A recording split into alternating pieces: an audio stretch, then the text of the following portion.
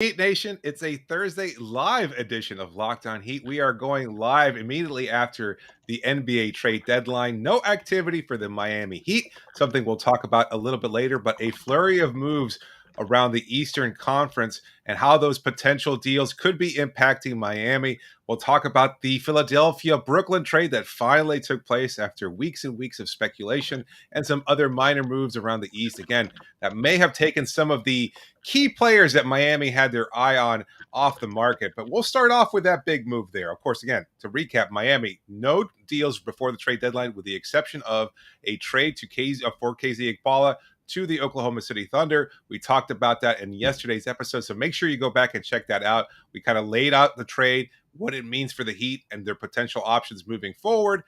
Unfortunately, no other moves taking place right before the trade deadline that ended at 3 p.m. Sometimes there are deals that are on the phone to the NBA as they're getting approval from the league. That is not the case. The team did not make any moves before the trade deadline. But we'll start off in Brooklyn and Philadelphia in the trade that most people are talking about, Wes.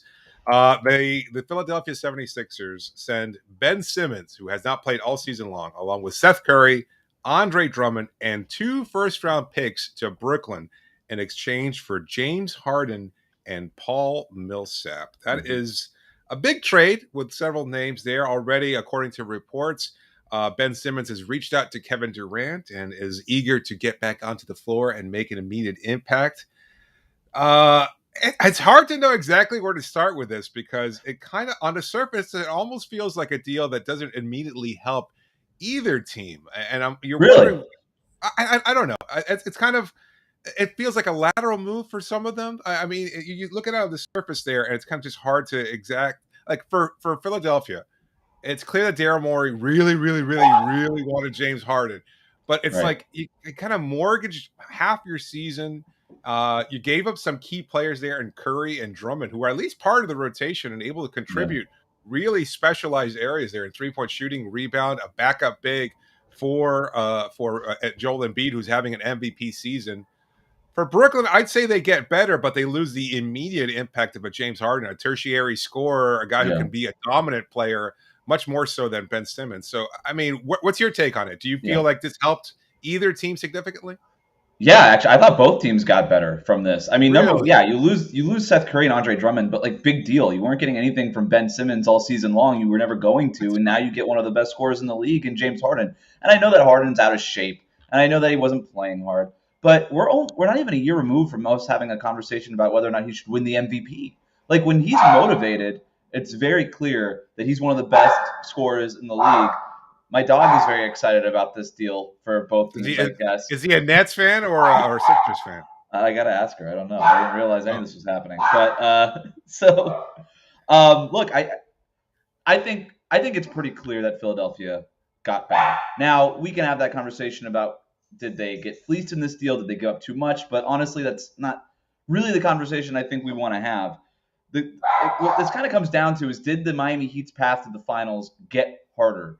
And I think with what Philadelphia did here, with what Brooklyn did here, I think the answer has to be yes, because not only does Brooklyn get Ben Simmons, who kind of strengthens that defense that had been an issue for them, kind of gives them a ball handle that they didn't otherwise have. You jettison James Harden, who wasn't playing well for you all season long. This isn't James Harden for Brooklyn. Like the James Harden that Philadelphia is going to be getting is a different James Harden, I guess that's their hope, a different James Harden, a motivated James Harden than the one that was playing in New York. But you also get Seth Curry, who fills that Joe Harris void that they've been having all year long. You get a big in Andre Drummond who, whatever. Andre Drummond is Andre Drummond, but he fortifies a front court that needed some help because they were relying on LaMarcus Aldridge and Blake Griffin and guys who just are very much past their prime. So, I think both teams get better. I don't know. But he plays a lot. He'll definitely play a lot. The big question is whether or not Kyrie plays a lot. There's been some scuttle in New York about whether or not they're going to lift some of the stuff going on with him and or with the vaccine rules and mandates and all these things. But I only think that Brooklyn gets substantially better if Kyrie Irving plays, because you look at this fit as a basketball fit, it's perfect for Ben Simmons. You just surround him with two of the best shooters in the league in Kyrie and Kevin Durant, and now he's going to have all the space on the floor.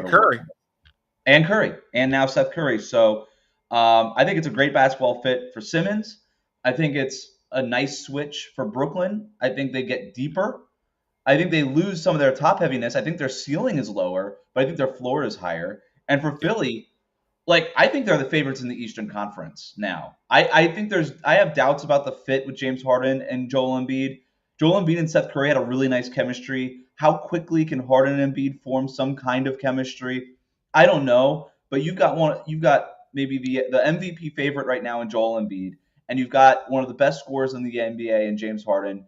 There's not a whole lot of teams out there that are putting two of the best 10 or 12 players in the league on the court together right now, and Yeah. they still have a marginal amount of depth. Yeah, they lost Seth Curry and Andre Drummond, but I'm not that concerned about it because you're getting Harden and you still got guys that can play. So I Yeah. think I Philly's don't now know. the favorites. I look, I got to say, I mean, I'm kind of in agreement here with most of our listeners, viewers, that the Nets won this trade. When you're looking at it from that perspective, like I know Harden is clearly the more talented of all the players involved in this deal. And yet, having said that, who knows whether or not he's going to be? He hasn't been the player who can carry a team when it comes down to the playoffs. And maybe now you don't have to because you've got Embiid, and then finally Embiid has that secondary scorer that can take off a lot of the pressure that he's been carrying in other playoff runs. But I think giving up that much depth really hurts their chances of a deeper playoff run. And as I've seen other people point out, those teams are likely on a collision course at some point in the Eastern Conference playoff race. And Mm-hmm. if that's the case, one of them is going to knock out the other, which makes it easier for Miami to advance past both of them.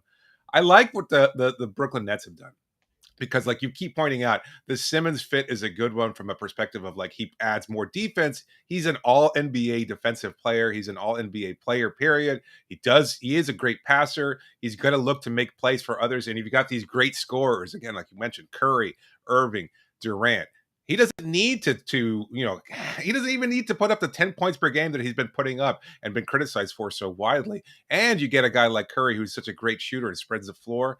Andre Drummond is a big body, better than any player they have right now, with the exception of, I think, Nick Claxton. Other than Mm-hmm. that, I mean, it just feels like that's a better team. Let's go back to the original question, though. Does it make it harder for Miami to advance past these two teams in the Eastern Conference playoffs? I think I think the answer is yes, Has to be. because Has to. you'd want them to at least be weaker, like Brooklyn not having or having a disenfranchised Harden would have made it easier for Miami to beat them. And again, this team might be less talented, but as you mentioned, their floor is higher. So I think it makes it harder for Miami to be able to knock those off. And now with Philadelphia, now all of a sudden they have an all NBA type MVP candidate in Harden contributing at a high level as opposed to just the blank space where Ben Simmons once Yeah. filled. So it does get harder for Miami. It does make things more difficult. I guess the kind of follow-up question to that then is, why didn't Miami feel the need to make a move? If you Well, saw before we touch on that, um, do we think like between Brooklyn and Philly, the thing with Philadelphia is they're really close to having the number one seed right now, and that's what I'm kind of looking at. Is they're 2.5 games back of Miami for the one seed, but Brooklyn, they're 5.5 games back right now of the one seed. So I think that's also just when we have this conversation, that's important. How long does it take Ben Simmons to even get back onto the court, right? How long does it take both of Brooklyn and Philadelphia to sort of form this new sort of chemistry? And yeah, how quickly can they do that and kind of hit a runway here to maybe challenge Miami and Milwaukee for home court, right, yeah. in the playoffs here? I think that matters. Philadelphia is obviously much closer than Brooklyn is. But it'll be interesting to see how quickly Brooklyn can start to kind of move up the standings. And a big deal, by the way, we mentioned Kyrie Irving's part-time status right now, but they're still waiting for Kevin Durant to come back, and he's not going to be back until after the All-Star break. Yeah, good point. So where do we take it from here then? Do Yeah. we look at some of the other trades around the Eastern Yeah, Conference, or should yeah. okay, Milwaukee made a deal. that's Boston right. made some moves. I think those are worth talking about. Yeah, I think the Boston moves. Well, let's get into the Milwaukee deal because I think that's got the biggest name there. They acquire Serge Ibaka from the Los Angeles Clippers, the LA Clippers, excuse me. It's a 4-team trade, so that was a big deal there. The Detroit Pistons wind up getting Marvin Bagley for the Sacramento Kings. The Sacramento Kings get Dante DiVincenzo from the Bucks. The Clippers receive Shemi Oyele and Rodney Hood from the Bucks. So it kind of moves some deck chairs around, but basically the move is to get Ibaka on the Bucks, and that team gets a little better in terms of having another big who might Mhm. be able to contribute to their finals run there. Yeah, they've been Ibaka, a looking name that for we, yeah. yeah, they'll be No, they've looking been for. looking for the Brooke Lopez replacement, right? And they tried it with DeMarcus Cousins earlier in the year. They end up landing on Serge Ibaka. I think it's a really good move for them, Ibaka. But can Ibaka stay healthy? They kind of give up a lot in Dante DiVincenzo. Rodney Hood wasn't doing a whole lot for them. Semi Ojeleye was out of the rotation, but giving up DiVincenzo, that's they got Grayson Allen over the summer, and they were like, all right, well now DiVincenzo's a little bit expendable, but when you play small with Giannis at center or Bobby Portis at center, or whatever, like you need a lot of wings, and wings are in demand. You always need more wings in the postseason, so you really got to hope that Ibaka can do something for you. Maybe he starts at center. I don't know. We'll see. But then they also, people in Milwaukee think that Brook Lopez could come back by the end of the year too. But it was a move they had to make. They had to go get a center somehow, and they did it with Ibaka. So in all, like net for Milwaukee, I think it's a nice move that moves the needle a little bit for them. Yeah. I don't know that it moves the needle a ton. Like now I'm not like, oh wait, look out for Milwaukee, because the fact that we were already looking out for Milwaukee when Giannis and Middleton and Drew are on the floor, they're a really, really good team still. What are they, like 20-3 or 20-5? Those three guys on the court together. So, and they're right now right there, a half game behind Miami for the number 1 seed in the East. So, Milwaukee still a factor, obviously, defending champs in the Eastern Conference. I think the question is that Ibaka was a name that might potentially have been bought out by the Clippers if he hadn't been traded, and I think that was a name that Miami was interested in bringing in. So he's another name that is off the table. Kind of similar to a deal that took place for the Toronto Raptors as well, where they acquired Thad Young and Drew Eubanks from the San Antonio Spurs in exchange for Goran Dragic, who finally gets traded from Toronto after having not played there for very much this season. He gets shipped to San Antonio, where they will likely negotiate a buyout. Thad Young, however, a name that a lot of Heat fans were hoping would get bought out and would come to Miami. That's not going to happen. He's now playing with a good Toronto team there. I think he can add some stability to that front court. He's another kind of rangy big. He's a little slower, obviously, than an OG Anunoby or anything along those lines, or Scotty Barnes, but he's another body, another guy that they could have on that roster to contribute to, a surprisingly good team. I think a lot of people are looking at the Raptors, and I don't think that anybody predicted they'd be this good. I don't know where they currently are in they're sixth in the Eastern Conference. They've won 7 straight. Yeah. Right. So they've been very, very good. And then they turn into buyers at the trade deadline as opposed to sellers. And they acquire a name off the chessboard in Thad Young that Heat fans were looking to acquire. Yeah. So I think that's a good move for the Raptors. I think it is a concern for the Heat because, again, you're kind of running out of bigs to acquire. You get Ibaka off the board. You get Thad Young off the board. But the flip side of that is that Goran Dragic getting bought out by the Spurs is a possible name to keep an eye on, because I think the chances of him rejoining the Heat seem much more likely later on in the show. We'll talk about the potential fit there. But let's see. The Boston Celtics, they acquired Daniel Theis for Dennis Schroder, German for German, and they also sent over Enes Kanter freedom to the Houston Rockets, but he's going to get waived and bought out. That is not a name. You and I both were chatting about that the Heat will be likely interested in. As good a rebounder and scorer as Kanter is within 10 feet of the basket, I don't think that the Heat would want to bring in a guy with, saying it's questionable defense is putting it mildly. So that's a good move for Boston. They also send over Josh Richardson, Romeo Langford, and a first-round pick in exchange for Derek White of the San Antonio Spurs. So White, a primarily defensive-minded guard who has occasional flashes of scoring. He's another name there that I think Heat fans were interested in because they had a glut of guards with DeJounte Murray having an all-star level season. Now Derek White kind of without a home. He didn't exactly have a clear role for him there, and now he gets one as a backup to Marcus Smart. And now all of a sudden you've got two really, really good defensive guards to go along with Jason Tatum and Jaylen Brown. So 4 really good switchable defenders on that Boston Celtics team. And also with Daniel Theis, who probably won't start over Al Horford, but I think it's still a good move for the Celtics. Yeah, they addressed their 2 needs, right? They needed a point guard, a traditional kind of point guard who doesn't really need to get his own shot because Tatum and Brown are going to take most of the shots, right? That's kind of their roles on the team. And they needed another guy in the front court, and Daniel Theis has experience there, and it was obviously a need there. So you look at Boston basically moving out Josh Richardson and a bunch of players who weren't really playing for them to get Derek White and Daniel Theis. They part with some draft capital, obviously, but that makes it this a win now type of move, even though Derek White is young and could Right. probably be the point guard of the future for them. But this was, make no doubt about it, like this was a win now move for them. Boston Oh has yeah. won 6 straight. They're number one in the league in net rating since the turn of the calendar. Like Yeah. this The is a defense team is that legit. believes they can make a run. Yeah. And I think this makes them much better. Can we talk about Josh Richardson a little bit? Is this his 5th team now? Yes. Well, Yeah. fifth. Yeah, he's drafted by the Heat. Then he gets traded to Philadelphia for the Jimmy Butler deal. Gets set to what, the Dallas Mavericks, Yeah. right? Yeah.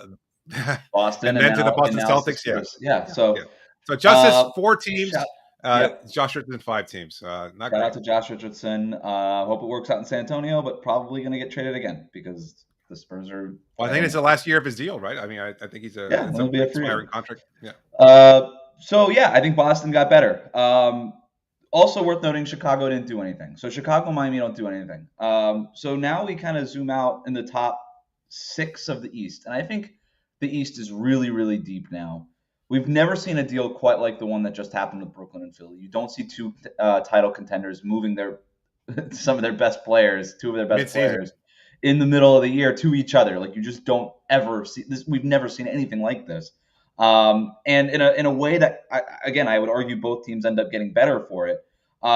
Milwaukee marginally better. Chicago didn't do anything. Boston marginally better. Miami did not do anything. To go back to our central thesis here, did the Heat's path to the finals get harder?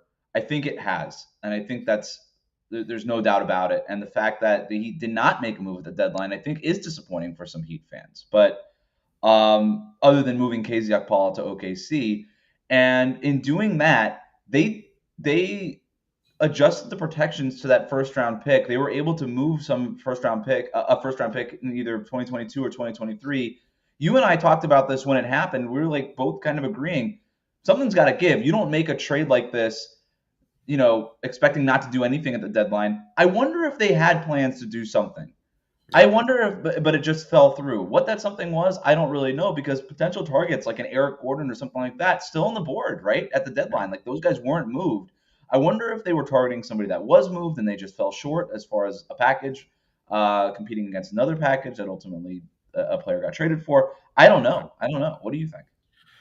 I think they were probably active in shopping players around. I don't know if those talks ever became so intense that they included a bigger contract and name like Duncan Robinson's. Right. I think the package that we've talked about, Omer Yurtsev and Markieff Morris, and maybe a draft pick of some kind in exchange for a smaller level player, probably makes more sense just to shore up the depth. I mean, but the starting lineup is already set, and unless you're getting an immediate impact player, and there weren't many available. I kept thinking about it. I just I texted you throughout today. I thought they were going to do something. I saw all the moves and I said to myself, man, the Heat have to do something. They want to keep up with this, but maybe they're just bigger believers in what they already have that even most of us are. And I think they're also looking at the fact that they're going to get Victor Oladipo back at some point, and he's going to be a contributor. On top of that, there is also the buyout market, and they'll Yeah. probably add a name or two. I mean, I know there aren't a lot of options out there, but right now they have to. Well, a name in the sense that they're going to only be able to add one player. They're also going to be able to add Caleb Martin full time to the roster and a converted contract. So that's great. They're going to be able to keep him on this roster, keep his bird rights, and be able to re-sign him in the summer, etc. But in terms of whether or not they were looking to make a bigger deal, I mean, they have to have been, right? Yeah. This team has they always do their due diligence.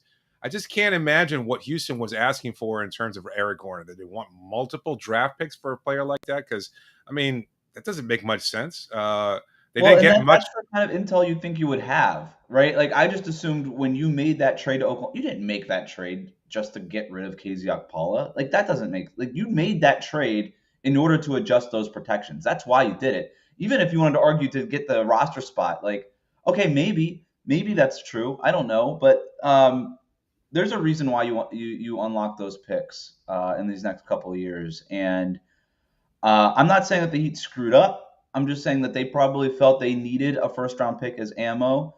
And because of all the moving parts and everything that happened, for example, we're getting in the comments, why didn't they make a move for PJ Washington? Well, Charlotte made a move and got Montrezl Harrell, right? And so maybe that happened, and all of a sudden Charlotte was like, you know what?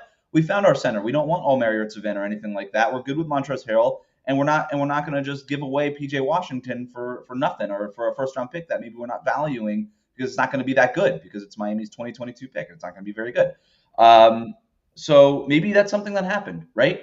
And just like and then right and as soon as that happened, maybe there were no options for Miami. Maybe they weren't interested in packaging Duncan Robinson, right? And so those Eric Gordon type of names, Harrison Barnes type of names, Jeremy Grant, like that was never really an option. I would argue Barnes and Grant were never an option for Miami. It just never made sense financially. But we don't really know what their thinking was.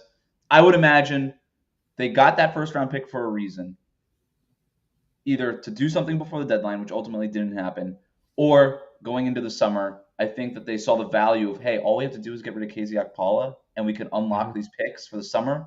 Maybe they just valued the flexibility in and of itself. And that's something that's worth valuing because this summer could be a very busy summer. I'm sure it will be. But I also get the feeling that they are all in on this season too. Yes. And I don't think they can afford to waste another season of Jimmy's prime, of Kyle having the impact that he has, knowing that Oladipo is going to come back at some point. So I'm trying to think of it even in terms of just why they didn't make a move and looking at it from the pros and cons. The cons are pretty obvious. They didn't make a move. It's not flashy. It's not sexy. I know a lot of fans and viewers want to see what Miami could have done in terms of just getting a pack-up pig like a PJ Washington or somebody along those lines. That's not likely to happen. They're going to have to buy somebody or get somebody on the buyout market. Who knows if they even do find a worthy candidate for that. Aside from that, you see other teams improving also. And it kind of scares you a little bit because now Miami, their road to the finals gets a lot more difficult than it was just 24 hours ago.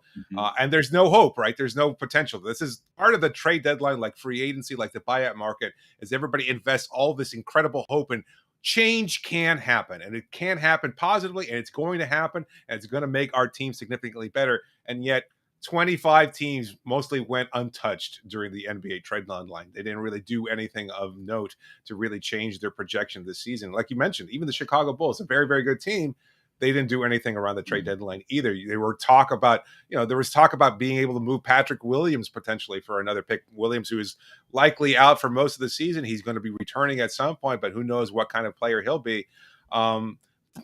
Again, I think that's overall what the cons are for this, that they didn't make any kind of moves, that they could have showed up whatever weaknesses or perceived weaknesses they have on this roster. Right. But I think the pros are much more favorable. This is a very, very good team. They're first in the Eastern Conference, despite the fact that Jimmy missed a significant amount of time, that Bam missed almost 2 months of action, that Kyle missed several games. And Markieff Morris, arguably their only backup 4 or 5, has missed almost all season after getting injured by Nikola Jokic. So much there to look at. And the fact that Miami is still this good, still has shooting, still has depth, still has wing defense, still has perimeter defense, still very, very good at paint defense. And that they're getting Victor Oladipo, another perimeter defender at some point, another shot creator, another shooter. I mean, I think they know what they're getting with Oladipo. They've seen him in practice, and I know those practices haven't been ramped up. I also don't think players are likely to blow smoke up our collective asses and just talk up Oladipo without actually thinking that he's able to contribute something. And they've all been so positive about what he's been able to do. They all see him and they say, oh, he looks really good. He's able to go out on the floor right now and contribute.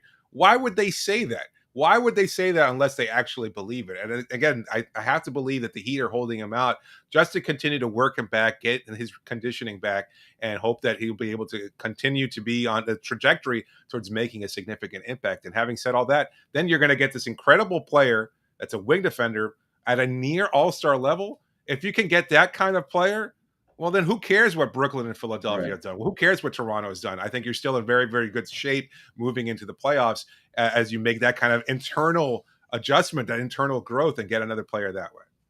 I understand why Heat fans are disappointed when you see the moves that were made by Brooklyn, Philadelphia, Milwaukee, Boston. I get it. But you're right. And you can almost make the argument that not knowing what was on the table, if anything was on the table for Miami, that they were better off not making a move. And ultimately, that's the decision that they made. For whatever reason, they decided that they weren't going to make a move at the deadline because they value the chemistry to this team. You could talk about how whatever. You talk to this team even for a couple of days. You watch this team play, and there is an undeniable chemistry. And that's why I always said, like, a Christian Wood move, like something like that, like never made sense. Like a player who needs the ball, a Harrison Barnes type, like anything. Like, I like those players. They're fine players. Sure. but they would kind of muck up. They would throw Oh, off everything that you've already built this year. and if I could And interject something quickly, we're also going to get Duncan Robinson without the pressure of the trade deadline hanging yeah, over him. I would not be surprised if he shoots closer to 45% from three for the rest of the season. Okay, that's my uh, 2 bits. Philadelphia and Brooklyn have chemistry issues to work out, right? They just switched up their entire rosters, complete overhauls of both of the rotation parts of that team. They could end up being better than Miami, but they have to at least get through that, and that's an experiment that you have to do, and you don't really know what the end result is, right? You don't know. For Miami, we know what this team is. And to your point, now my big takeaway from Miami, having not really made a move here, is okay, you're going to promote Caleb Martin. Awesome. Great for Caleb Martin. He deserves it. He'll be eligible to play in the postseason. You're probably going to get somebody on the buyout market or at least target somebody. But whoever you get on the buyout market is not going to be a needle mover, right? That's not going to be somebody who automatically gets into the rotation because you've got Oladipo coming back and you've kind of got your rotation set. And we've got questions about where Oladipo plays in the rotation. Like whose spot does he take? We don't know. He'll take somebody's spot, but that's a big question. The other thing too is Markieff Morris better play for you this year. And we don't really have a timetable on that, but his ability to be part of the rotation and be your backup power forward just got that much more important. Because I thought that was, if there was a weakness on this roster, and I would argue there is a weakness on this roster, is that backup power forward spot. Markieff Morris is the only guy on this team who can credibly fill that spot. Now, I don't know if that matters in the playoffs, but it certainly matters for the rest of the regular season because PJ Tucker can't play all 48 minutes. And you got to give him some rest so that he's ready for the postseason. So, yeah, you need Oladipo back, you need Markieff Morris back, and you need both of them playing at a high level to, in regards to what we expect from those kinds of guys. Should we look at some potential buyout candidates? I guess that's the next. Goran Dragic. Can we just talk about Goran Dragic? Let's get right to the point. You know Goran how Dragic. I feel about it. Yeah. I know how you feel about it. I'm getting excited about it. I thought he was going to Dallas this entire time, but then Dallas swings the deal to get Spencer Dinwiddie for Kristaps Porzingis, which, holy crap, that's another move that we even talked about. Like Kristaps Porzingis now with the Washington Wizards. Good luck making Bradley Beal happy with that, I guess. I don't know. Good luck with that. Dinwiddie goes to Dallas also. Good luck with that. I don't know. That was my least favorite trade for both teams. Like I felt like both teams got worse in that deal, but whatever. Yeah. But now that Dallas has, I guess, filled that need for another ball handler, they don't have that need for Goran Dragic. Goran Dragic probably will get bought out by the Spurs. What are the other options for Dragic? It feels like your wish of him getting back to Miami is going to come true. I mean, well, he's not joining the Toronto Raptors, that's for sure. He can't. He's also not probably joining the Los Angeles Lakers, another team that's been rumored to have interest in acquiring him. What are the other names that he's been linked to? The New York Knicks? I mean, come on. So, yeah. So you're looking at the teams that were rumored to be interested. Oh, I'm sorry. The Milwaukee Bucks remains another possibility. And that one kind of sort of makes sense in the sense that you gave up Dante DiVincenzo and he can bring a guy back like Goran, who has some experience, who's burned them in the past. They saw that firsthand in the bubble playoffs a few years ago. They might say, you know what, this is a guy, and they'd love nothing more than to stick it to the Heat by bringing in one of their own back and showing them what Heat culture could possibly do to that team. So I think that would be that would leave a really foul taste in everyone's mouth. Having said that, Milwaukee, I can't see it. Live in Milwaukee. I can't see it. If he's healthy and able to play, and Miami says, you know what, the roster spot doesn't matter that much anyway. KZ wasn't getting any playing time. Let's just bring in our guy. He knows the system. We know he can play here. We know that Jimmy and him get along well. I think he's going to get along well with his former teammate, Kyle Lowry, too. It just makes so much sense. Dragic's a bad move. Will shatter the conference of Gabe looking over. Here's the reason it's not a bad move. No, it's not, because he's not taking Gabe Vincent's minutes. Gabe Vincent will continue to get his minutes. Goran Dragic won't play every night. They can play on the court at the same time too. I think you could possibly see two-guard lineups from there. Gabe plays next to Kyle Lowry all the time. Why not play? So you could play Dragic and Gabe together if you want, but I don't think Dragic comes here and is expecting to usurp Gabe Vincent as the team's backup point guard. Gabe Vincent has earned that job. He's a better point guard, right? He's a better player right now than I think Goran Dragic is, given that Goran Dragic's age and the fact that he hasn't played much this year, and given what this team needs from that spot, and they need Gabe Vincent, what he can do defensively specifically, and all that stuff. He doesn't really need the ball either. But Dragic also fits in. You could play Dragic next to Kyle Lowry, the way that both of them like to push the pace. What number will he wear? AJ asks here. Yeah, Larry's going to 77. give up that number. 77. 77, pretty cool. That would be pretty Yeah. cool. Yeah. Isn't that what's Yurtseven's number? Yeah, I was just thinking that. What is your seventh number? Isn't that his number two? I don't know. Should we know jerseys more? Like, I feel like people are coming to us for expert analysis. Yeah. Do you own any Heat jerseys? Yurtseven's 77. Oh, you got to buy it from the rookie. It's not like he has any kind of link. Could you do 0-7? Is that allowed? Like, because you could do a 0-0. No. You could do the double zeros, but I don't know that you could do a 0-7. That is a good question. I don't know. I don't know how that works out. Yeah. All right. There's a lot of things to ponder there. I just think that makes sense as far as if you're going to bring in a guard. He's worn number 2 in Phoenix. He wore number 3 in Houston. He's worn number 1. What did he wear in Toronto? I mean, he wasn't getting 7 there. 1. He wasn't getting 7 there because Kyle. No, he wore number 1, so he'll come number 1. All right, that's fine with me. I can see it. Oh wait, that's Chris. No, that's Chris's number. That's retired. That's not retired, is it? Yeah, Chris Bosh's number. Yeah. Oh yeah, the double ceremony. So yeah, maybe he'll go back to number 2. Is number 2 available? Yeah. I don't know. Right. I don't know. He'll have to figure it out. Maybe he won't sign with Miami just because of that. I don't know. Millsaps is another name that's out there. I don't think that moves the needle for Miami in a meaningful way. If you watch Paul Millsap, does Philadelphia buy him out? Does Philadelphia buy him out at this point? Maybe. I don't know, actually. That's a good point. Now that they lost Drummond, maybe Millsap is their backup center. I don't know. Philadelphia's got interesting things to figure out now that Drummond isn't there. But, yeah, you're right. He might not even get bought out. So it's Dragic or bust, basically, because all the other buyout guys you talked about earlier in the show, a bunch of them are off the table now. Thad Young, Ibaka, etc. None of the other names really make sense as far as, like, positions of need. Like a DJ Augustin type. Like, no, that's not happening. Miami has no reason to make that kind of move. So either they keep that 15th spot open, which is also a possibility. You just promote Caleb Martin to the 14th spot and just have 14 players for the rest of the year, or add Dragic to that 15th spot. I think that's probably the option. That's where we're at. And Dragic might not contribute every night, but he's a great locker room presence. Everybody will be so stoked to have him back there. You can finally take Dan, the video coordinator, off the practice floor and let Dragic get in there and get some work in with the guys.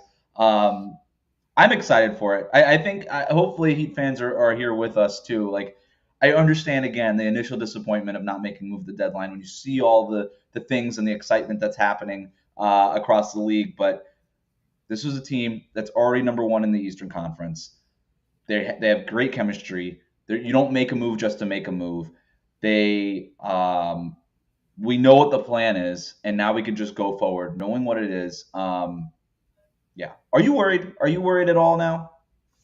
About the rest of the Eastern Conference shaping up the way it has? Yeah. I still have. I'm still more firmly believing in Miami's chances. I think that they're just a good deep team. That they still have everything. I know I've brought this up. It feels like a million times on this show, but I remember talking about having an interview with Myers Leonard right before the bubble took place, like months before the bubble took place.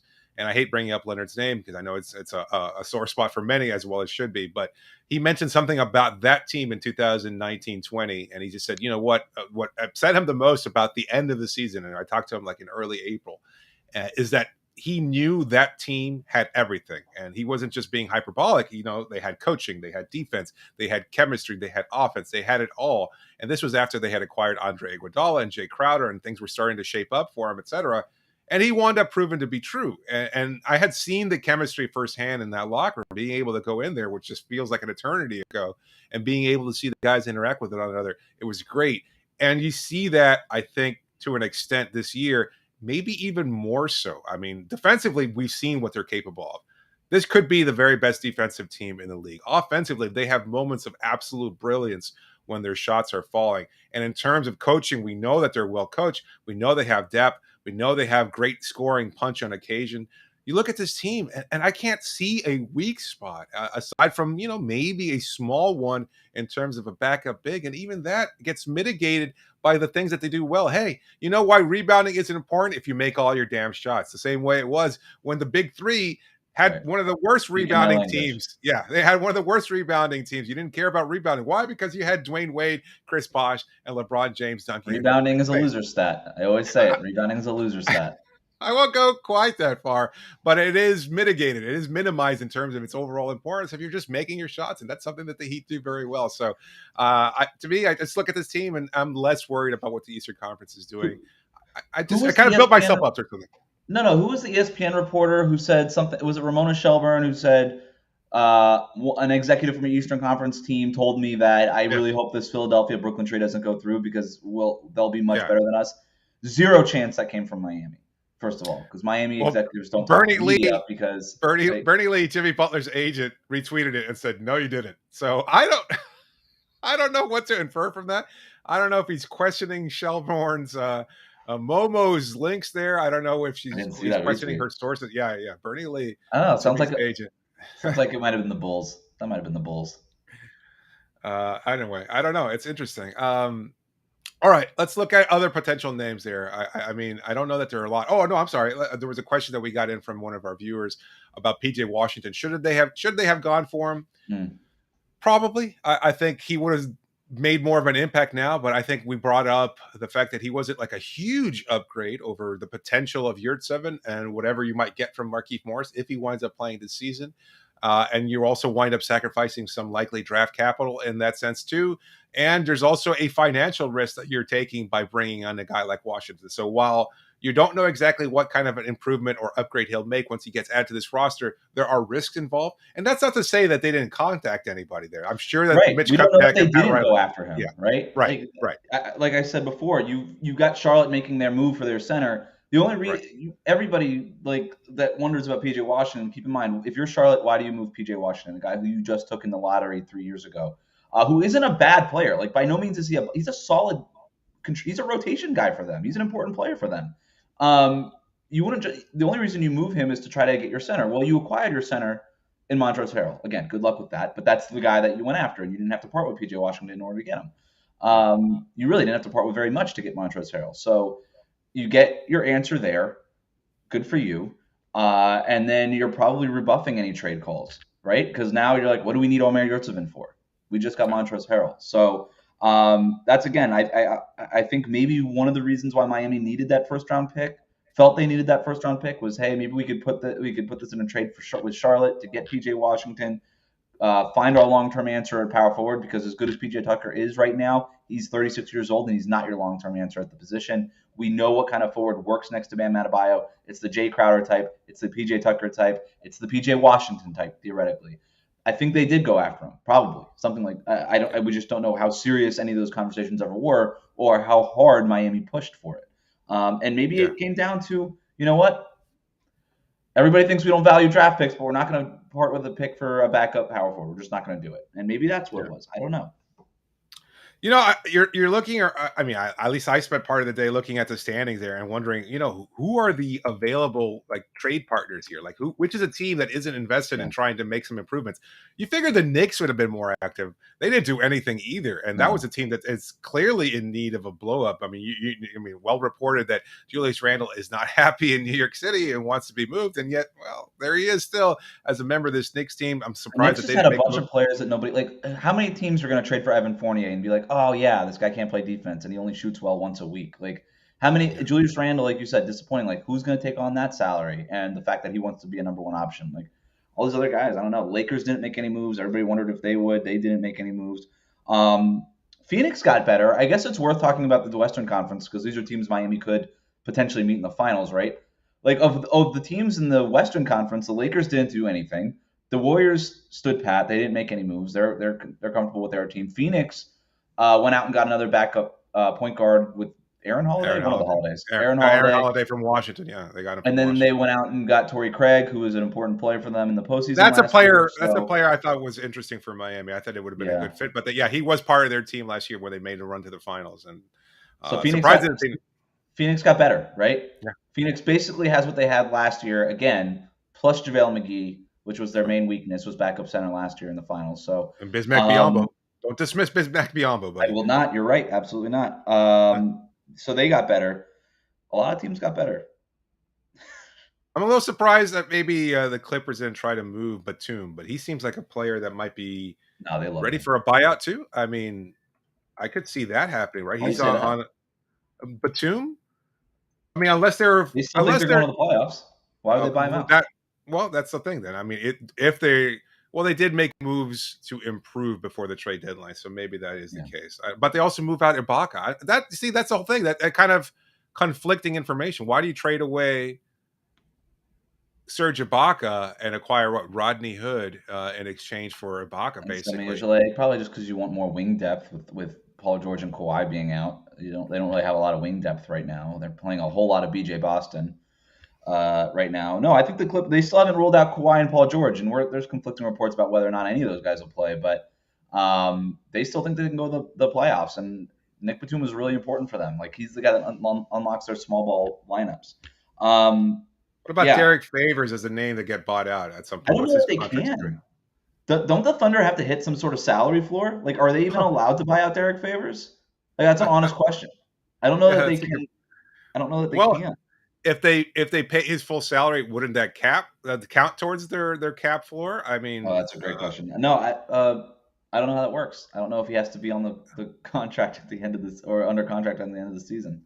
right. I don't They could know. buy him out shortly. Well, he actually has a player option for next year with $10 million. So he's making 9.7 this season. So maybe that's why they don't necessarily want to buy him out. But that's a potential name, right? He's a body. I don't know. I feel kind of dismissive at this point because I'm not quite sure what Miami's plans are, and maybe they ultimately don't do anything. And if that's the No, I think case, I yeah, think a lot of Heat fans can kind of talk themselves into it, right? Like even judging from these comments and the feedback that we're getting, it's like a lot of people are just still so optimistic about this team. And yes, you have a percentage saying, "Oh, they should have done something. They should have gone after Washington or somebody else." But if they acquire a player from the buyout market, I think they'll be fine. And I think you look at this team and the strength of what this team has been able to do so far this season, and knowing that you're going to get Oladipo back. How about that? I'll say this message. I'll put this message out to our listeners and viewers.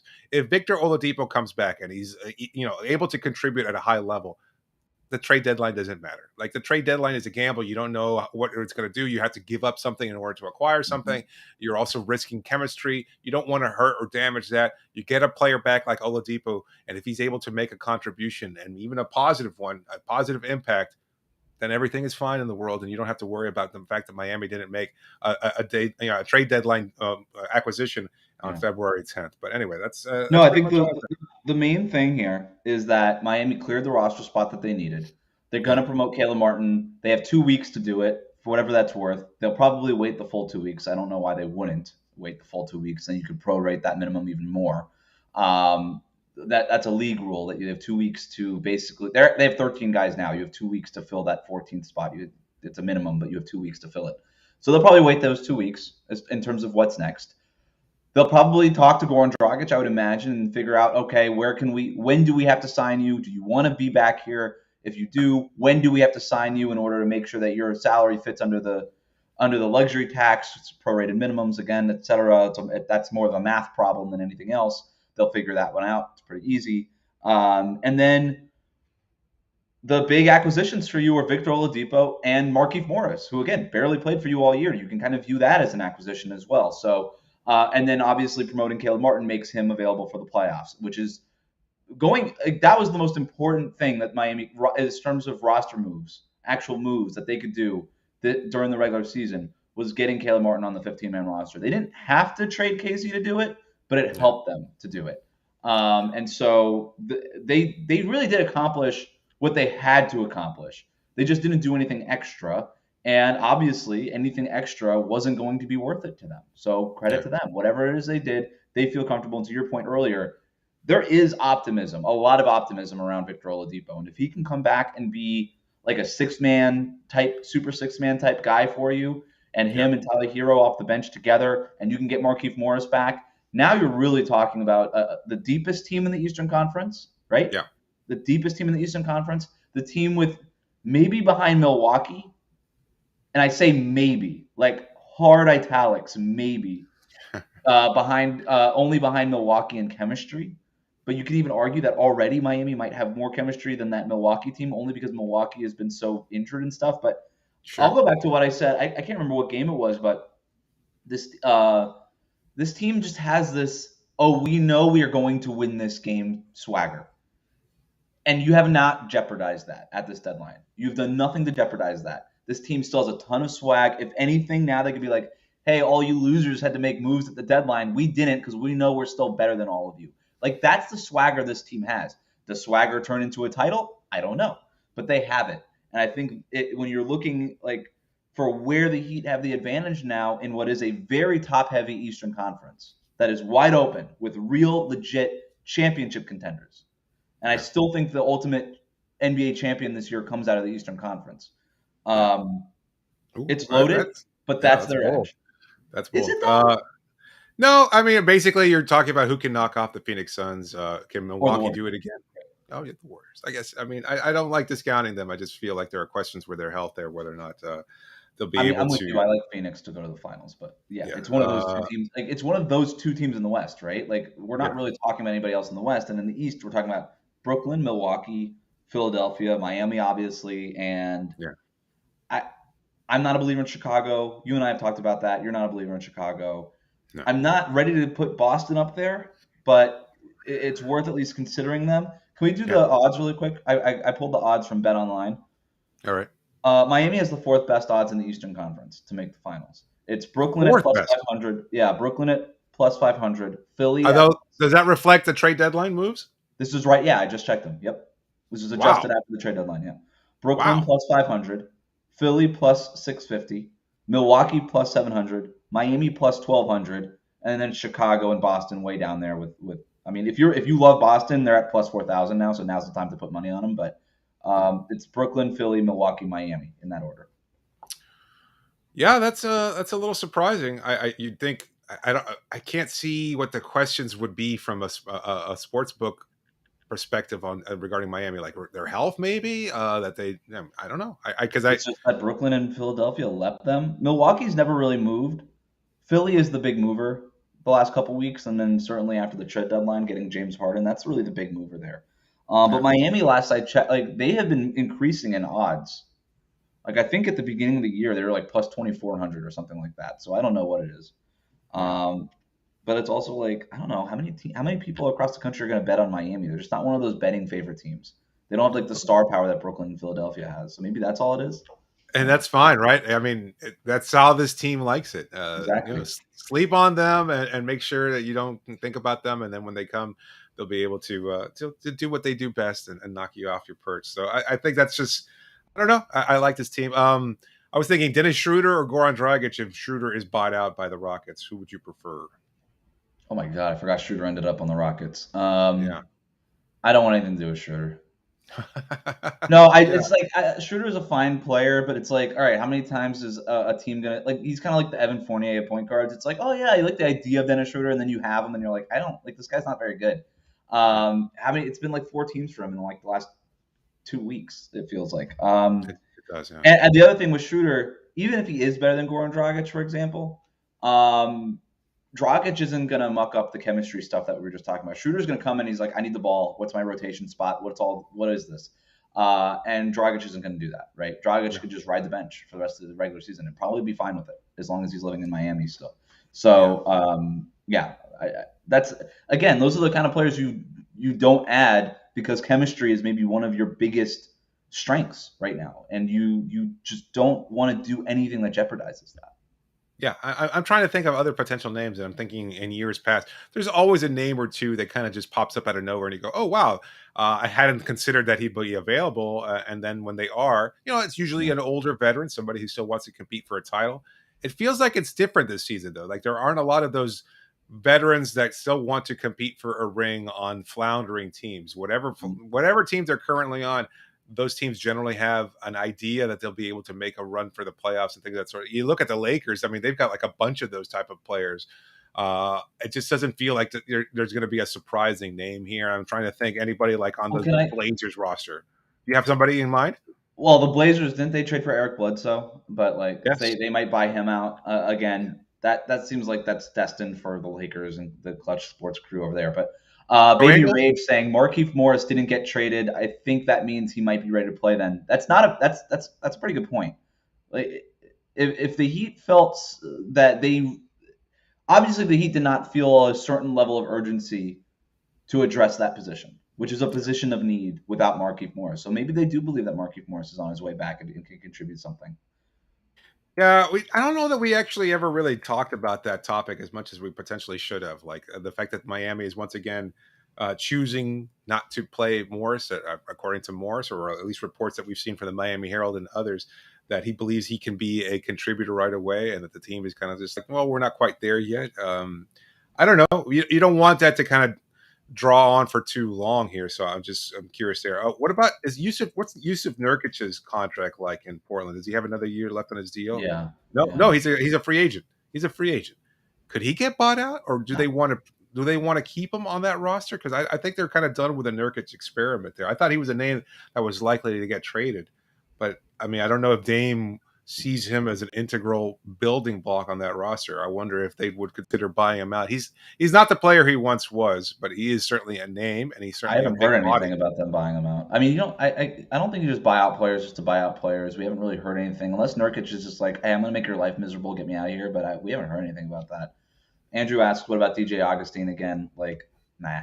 Like, what's that doing for you?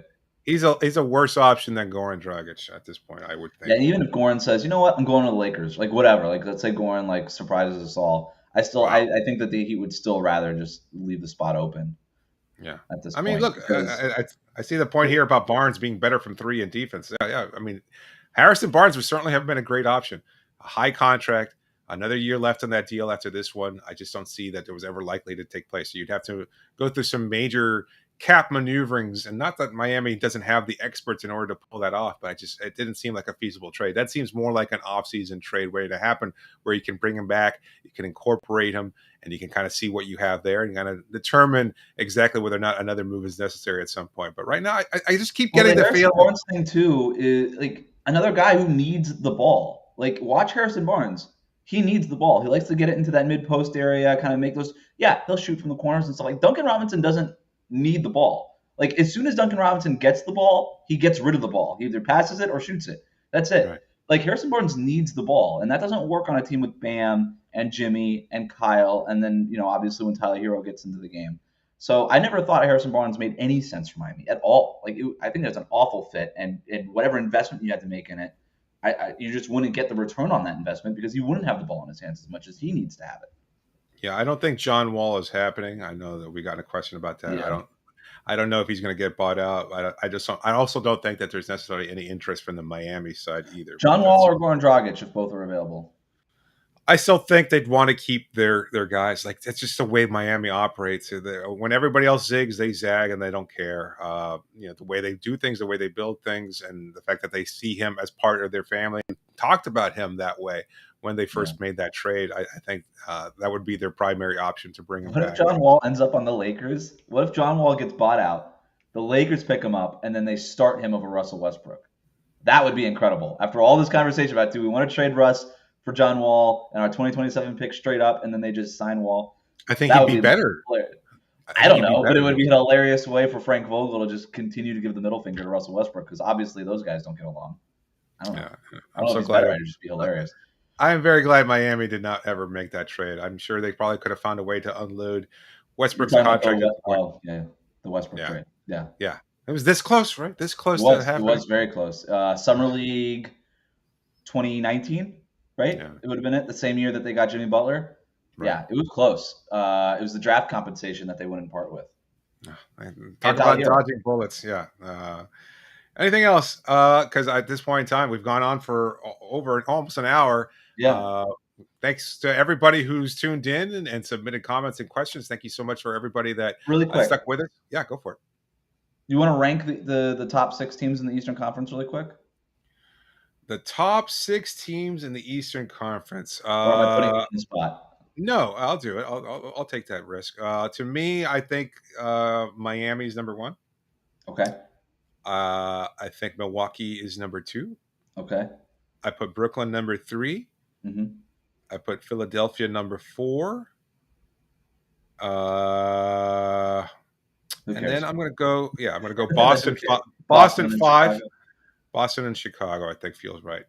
And then Cleveland. Shout out to Cleveland, but they're not finals contenders, but they're a really good team. Everybody loves watching them. But yeah, you can't make that leap from 0 to 100 within the course of one season. Unless you're Memphis, I guess. But and even then, I don't know. Yeah, I'm with you. I'm sort of with you. One adjustment. I've got Miami 1, Milwaukee 2. Okay. And that's Yeah, close. Philadelphia. Yeah, you got That's I've Philadelphia got higher. Philly over Brooklyn, Right. just because of the Kyrie stuff and all of that. And Ben Simmons, we don't know what he's going to look like when he comes back, but theoretically it works great. And then I got Philly 3, Brooklyn 4, and then and then I've got Boston. They've been awesome all 2022. Chicago, Cleveland, and then after that, I don't care. And really, I don't even care about Cleveland that much. And I really don't even care about Chicago that much. Is there a matchup that you're particularly quote unquote frightened of for Miami? Because I know a lot of people had Philly's not a Cleveland good matchup. spotted that. No, Philly is within not me. a good matchup. That is a tough matchup. There's a lot And of that's not even, storylines. has nothing to do with James Harden. That's just Joel Embiid. He's awesome. Like, I don't know, man. I worry about Philly. Brooklyn, I'm not that worried about. Like, I'm not more. I just, again, I got to see what it looks like. They've got so many things that they've got to figure out. The Milwaukee thing, I'm still worried about. Like, Giannis is really freaking good, man. It feels like it's just another course collision here, where it seems like likely to be right on a path for third time's a charm versus Miami versus Milwaukee.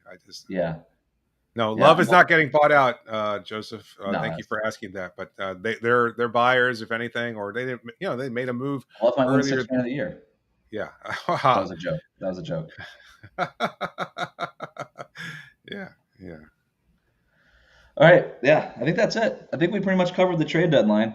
Anything in the West that you want to talk about, like, while we're here? No, not really, not particularly. Right? Yeah, I mean, nothing really. It was all the Eastern Conference stuff. Like, look, can we just enjoy that the Eastern Conference is now, like, not the Eastern Conference? I never had them in that. You can't say it. I'm not Ben Golliver. I never talked to them. I've talked about them as the Eastern Conference. Maybe there was a little homerism involved there, but I always thought, look, I mean, you look at their record in the finals, it's like, oh, say what you want to about the Eastern Conference, but they've done a pretty good job of winning when it matters. So, as good as the West was last year to Ben and others, Milwaukee wound up winning it despite that. So the MVP is going to come out of the Eastern Conference this year. I think the finals champion, I think the NBA title goes to a team out of the Eastern Conference this year. The Heat, I think the 6th man of the year comes out of the Eastern Conference this year. And I would say I'm pretty sure that Coach of the Year comes out of the Eastern Conference, but Taylor Jenkins could end up getting that from Eric Spoelstra. Not that he deserves it. Not that he doesn't deserve it. He's done an awesome job with that team. But I would say it's him or Spo that get Coach of the Year. So Monty Williams, I think. Stacked. Monty Williams could get it too. You're right. Did he win it last year? Who ended up getting it? Was it Budenholzer? No. Billy and Billy Donovan in Chicago is also a top candidate as well. So that's not going to happen. No, they'll slide. They're going to slide. He won't even be in the conversation. No, it's going to be between Jenkins and Spo. You know what? I would scratch all of that. As much as I want Spo to win it, and I think he deserves it, I think JB Bickerstaff's done a better job than all of those guys. JB Bickerstaff in Cleveland? JB Bickerstaff in Cleveland, I think. Yeah, no, he'll be top 5. He'll probably be top 3 or 4 on most ballots. Yeah. I mean, but they're not going to win enough games. I think it's be Miami or Memphis. I don't know. I think that's how it works.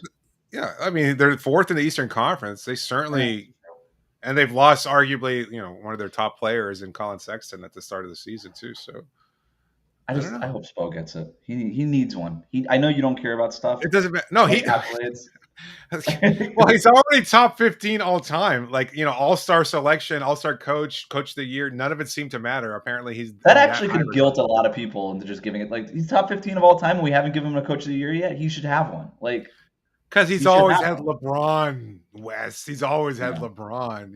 Not 4 years out of 13. Somehow that's held against him. It's like, okay, who can we go through the gamut of other coaches that have had LeBron on their roster and haven't done all? The Beastern Conference from Ryan. Sorry. No, it's okay. The Beastern Conference. Hero doesn't bring the gravity that we've got an argument on the chat about whether or not Tyler Hero should start. We don't want to do that right now. We've already done an hour. We've done that show several times, it seems. Yeah. Like. Anyway. Quick prediction: Tyler Hero will start in the playoffs. That's your prediction. Just like Goran Dragic was the 6th man and then started in the playoffs. That's my prediction. Hero starts. Your best 5. Your best 5. Maybe not right away. Maybe not first round. But Hero. That's just a prediction I'm throwing out there. He likes changing things up. That is the way that Spo does things. Like, what about Oladipo? That's an option too, right? Although I guess that's a little harder to predict. Yeah, we'll see. It could be an option. All right. All right. Well, that covers it. We've done it. An hour. We made it through the trade deadline. Thanks so much for making Locked On Heat your first listen every day. Remember that every episode is always free and available wherever you get the show. So make sure to subscribe to get the best coverage available. Thanks so much to everybody that tuned into our show. Make sure you also tune in later tonight when we have a recap over the Miami Heat taking on the New Orleans Pelicans. So that will be our 6th episode of the week. So make sure to check that one out as well. Thanks again. Thanks to everybody who take the time out of their day to be with us and to send in questions and comments. We appreciate all of you. And thanks so much for joining me, Wes. Wrap it up, B.